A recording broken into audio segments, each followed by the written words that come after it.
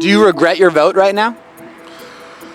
Well, between him and her, I thought he was the better choice, but honestly, I miss my Uncle Joe. I was a nobody, and I was balling then.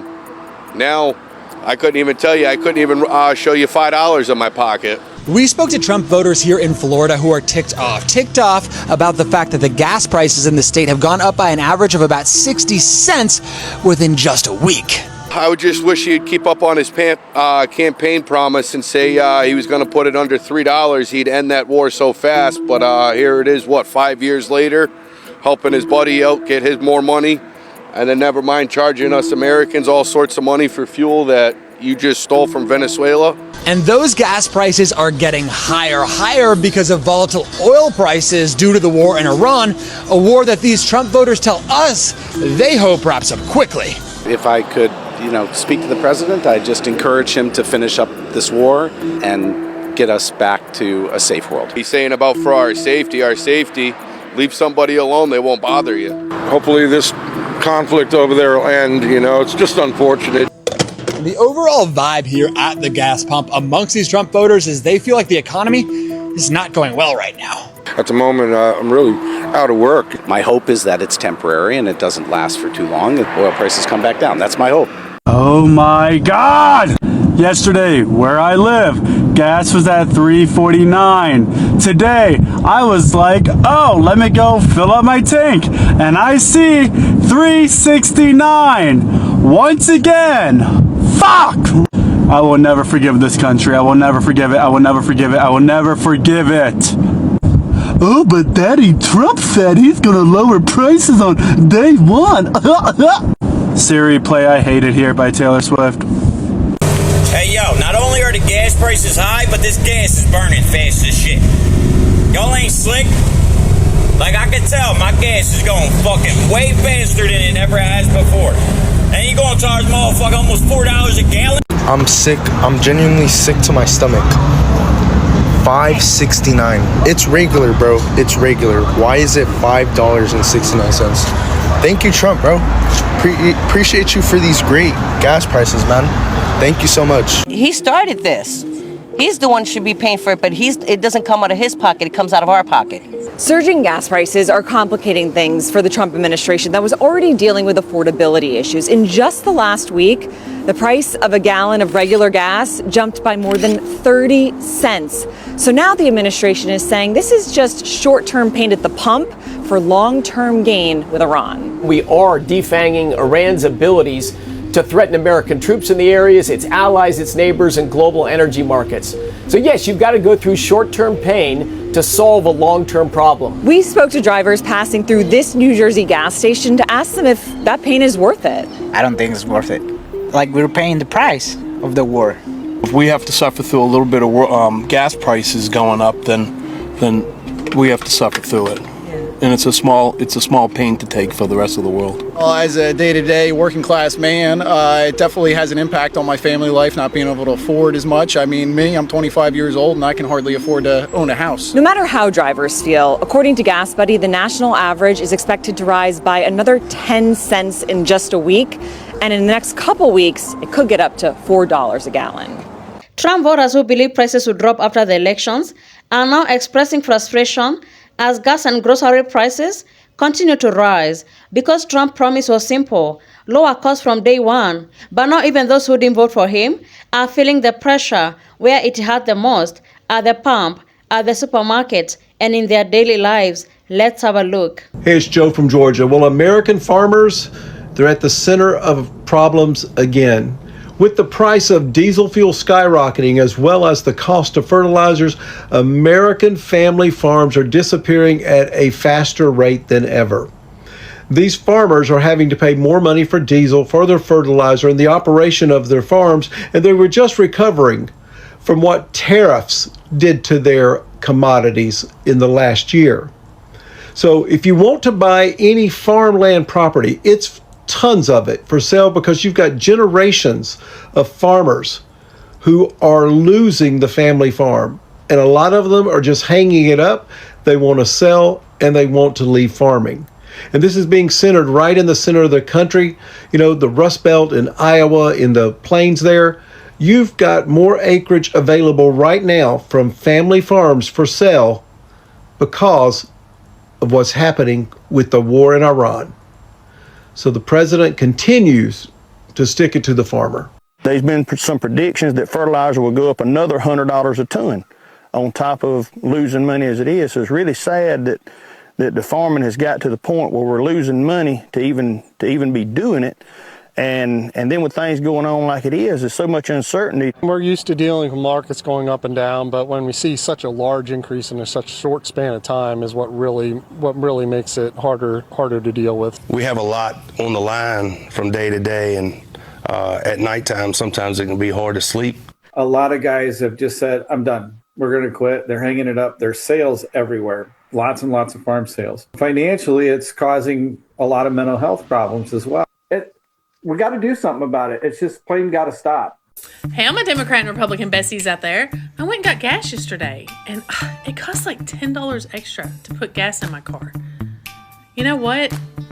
If I have to pay $10 extra in gas so that a country can finally be free of a regime that should have been taken care of 47 years ago, then so be it. Okay? I will gladly pay that extra $10 every time I fill up my car for that. That is an absolutely wild position to take. Aren't you all the side who said, we voted for this administration to bring down grocery prices because we were tired of rationing our cheese slices to go with our crackers? Or to bring down gas prices, which at present are soaring through the roof? And then you get on here with your full chest and say, I'm okay with funding a war in another country in the name of liberation, right? But you don't support funding free school lunches for children or affordable health care. You were A-okay with removing funding for services for disabled children like speech therapy, occupational therapy, physical therapy. You stood 10 toes down in support of removing funding for PBS, which helped teach kids in low-income and rural housing things like numbers, letters, inclusivity, kindness. Because why spend money on things like mental health and substance abuse treatment when you can fund a war overseas? For a side that is always spewing America first and has made their slogan, Make America Great Again, you all deserve a gold medal for your mental gymnastics. Grocery prices just saw the largest increase, the largest monthly spike in 3 years. And this is before we are feeling the effects of the higher prices in oil and fertilizer. While eggs may have gone down, dairy, bread, beverages, meat, coffee, many other items have spiked dramatically. If you thought the grocery store was expensive before the U.S. attacked Iran, please be on notice. The cost of living is about to skyrocket.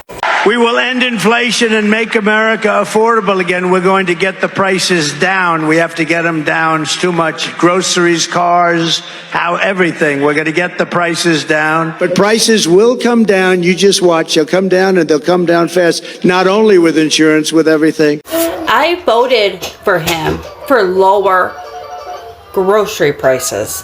He promised me cheaper prices on groceries. And that has not happened. Not only has that not happened, I am getting my food stamps taken. I am getting my cash assistance taken. I am getting my Section 8 taken. I am getting all my welfare governments taken. I did not ask for this. I would not have voted for him if I knew this was going to happen. So what do I do now? What do the people do now? The ones that regret their vote. What do we do? Hey, MAGAs, you do not get to complain about gas prices. You do not get to complain about oil prices. You do not get to complain about grocery prices skyrocketing because shipping costs are going up. This is what you wanted, remember? This is what you voted for. You've made that perfectly clear. This is your guy. You voted for the guy who started a war in the Middle East. You cheered for the aggression. You cheered for the strikes. You cheered for the escalation. But now the oil markets are freaking out and gas prices are climbing. Suddenly you're shocked? Why? The Middle East is one of the most important oil regions on planet Earth. When you start a war there, oil prices spike. When oil prices spike, gas prices spike. When fuel prices spike, the cost of transporting literally everything goes up. That means groceries go up. That means goods go up. That means the entire economy feels it. None of this is complicated. None of this is new information. This is basic geopolitics and basic economics. So no, you do not get to act surprised. You wanted the strongman. You wanted the aggression. You wanted your guy. This is what it looks like. You voted for this. You wanted this. And now you have absolutely no room to complain about it. Whoa, whoa, whoa, whoa, whoa. Trump says, hey, after the war, oil prices will drop like a rock. Don't worry. Gas prices, they're going to go right down as soon as the war's over. No, that's not what's going to happen. Oil prices aren't going to just crash. And yeah, gas prices aren't going to just fall. That's not how this is going to work. As a matter of fact, we're going to be seeing high gas prices and high oil prices all the way into next year. All because of one man. Yeah, because of Donald Trump. Because Donald Trump decided to attack a country that he really had no business attacking. So now the whole world has to suffer with higher gas and oil prices because Trump decided to make a decision just because he felt like it. Yeah, people have lost their lives and people's lives have been changed forever because Donald Trump just wanted to. But yeah, lower oil prices immediately, that's not going to happen. What you're witnessing right now is a moment of economic reality colliding with political expectations. For many Trump supporters, the belief was clear and confident. The leadership alone could quickly reverse inflation, bring down gas prices, and make everyday living more affordable. It was a powerful message, simple, direct, and hopeful. The rising cost of gas that we are seeing today is tied to the ongoing conflict between Iran and the US. When conflict affects major oil-producing regions, supply becomes uncertain. Markets react instantly. Prices go up. And when oil prices rise, they don't just stay at the gas station. They spread across the entire economy. Transportation becomes more expensive. Shipping costs rise. Farmers pay more to run equipment. Manufacturers spend more to produce goods. And eventually, all of those increased costs land on the consumer in form of higher grocery prices, higher utility bills, and an overall higher cost of living. This is why Americans are now feeling like things are getting harder, not easier. And for some Trump voters, this moment is forcing a difficult realization that campaign promises don't always align with economic realities, especially during global crises. We are starting to see more voices online, more interviews, more comments from people saying, this isn't what we expected. Some are even comparing the current situation to the previous administration, saying that while things weren't perfect before, the cost of living didn't feel this overwhelming. That comparison, whether fair or not, is becoming part of the conversation. When people are being told that prices will drop immediately, they hold on to that promise. And when the opposite happens, when prices rise instead, frustration is inevitable. What you are seeing now isn't just about economics. It's about trust, it's about expectations, and it's about the gap between what was promised and what people are experiencing in their daily lives. And as this situation continues, especially if the conflict drags on, Americans may need to prepare for continued pressure because historically, prolonged instability in oil-producing regions doesn't lead to quick relief. It often leads to sustained high prices. That means tougher decisions for families, more budgeting, more financial stress, and possibly a shift in political attitudes as people reassess what matters most to them. Because at the end of the day, voters respond to what they feel, and right now, what many are feeling is strain. Thank you so much for tuning in. Be sure to like, subscribe, and share. Have a good one. I'll see you in the next video.